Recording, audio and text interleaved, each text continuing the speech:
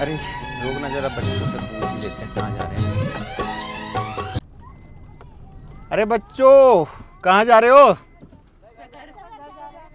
घर जा रहे हो? कौन से स्कूल से आ रहे हो? नमस्ते नमस्ते। कुलदीप रावत हो ना? बिल्कुल भाई, कुलदीप रावत ही है। थैंक यू सर, हम आपका यूट्यूब चैनल देखते हैं। अच्छा, यस सर, तो सर आपसे 2 मिनट बात करनी थी।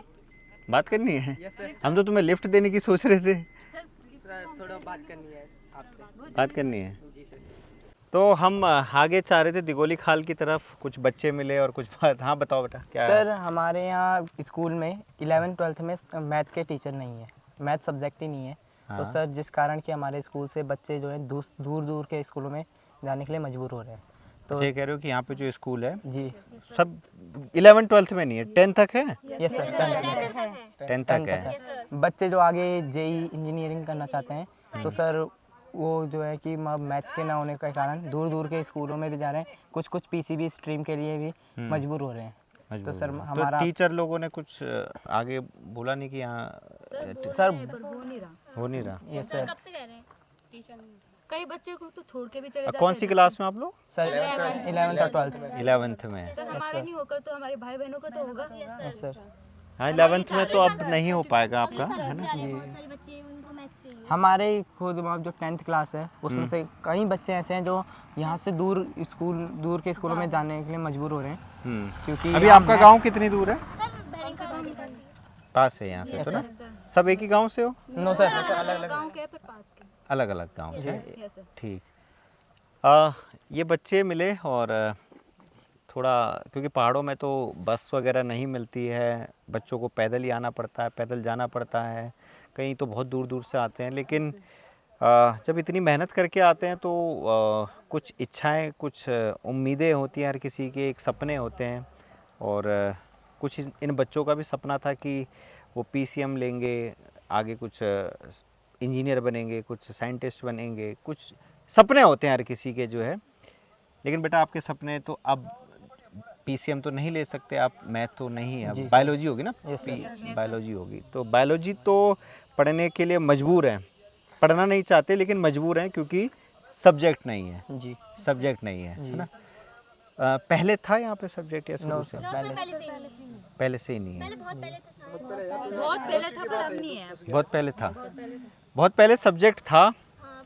अब देखिए बच्चे पढ़ना चाहते हैं, हैरानी की बात देखिए, बच्चे पढ़ना चाहते हैं लेकिन यहाँ पे सब्जेक्ट नहीं है।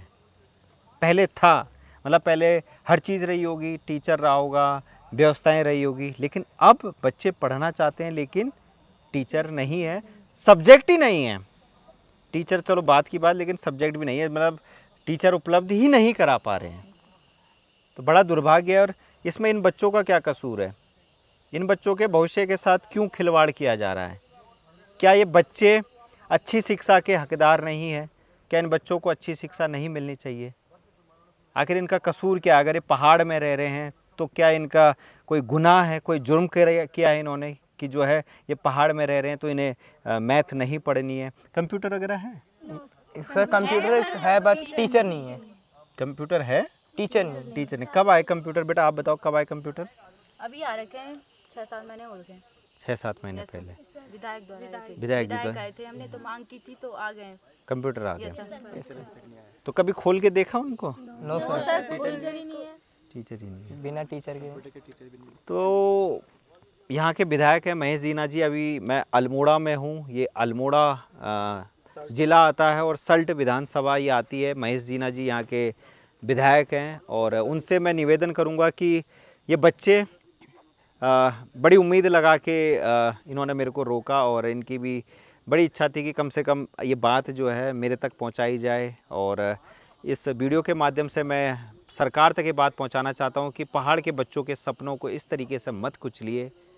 इनके भी कुछ अरमान हैं, ये भी कुछ करना चाहते हैं, ये भी जीना चाहते हैं, ये भी आगे कंधे से कंधा मिलाकर देश के उन बच्चों के साथ लड़ना चाहते हैं, मुकाबला करना चाहते हैं जिनको अच्छी सुविधाएं मिल रही हैं, बट इनको कोई अच्छी सुविधाएं नहीं मिल रही है। तो व्यवस्थाएं कैसे सुधरेगी, व्यवस्थाएं कैसे सुधरेगी, कैसे अच्छी होगी, इसके लिए हम सभी को प्रयास करना चाहिए। और जो उत्तराखंड के मुख्यमंत्री है मैं उनसे भी कहना चाहता हूँ कि कृपया संज्ञान लीजिए इस बात का।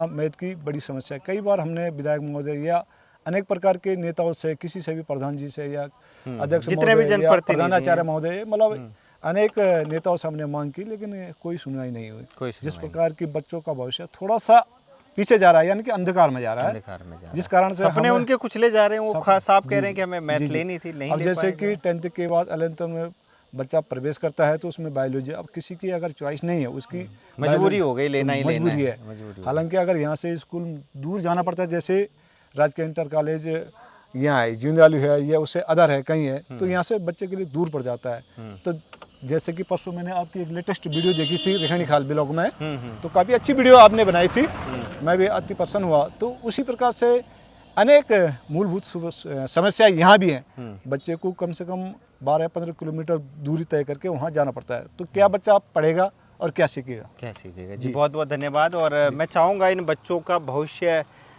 ज़रूर सुरक्षित रहे और इन बच्चों को अच्छी शिक्षा मिले। यही प्रयास लेके हम पहाड़ों में आते हैं, पहाड़ों में इन समस्याओं को लेकर आवाज़ उठा रहे हैं, ताकि हमारी जो पीढ़ी है वो कम से कम एक अच्छी शिक्षा ग्रहण करे, उनको भी वो व्यवस्था मिले जिसके वो हकदार हैं, जिसके लिए हम लोग टैक्स भर रहे हैं, जिसके लिए हम अपनी गाड़ी कमाई से 1-1 रुपये भर रहे हैं। धन्यवाद।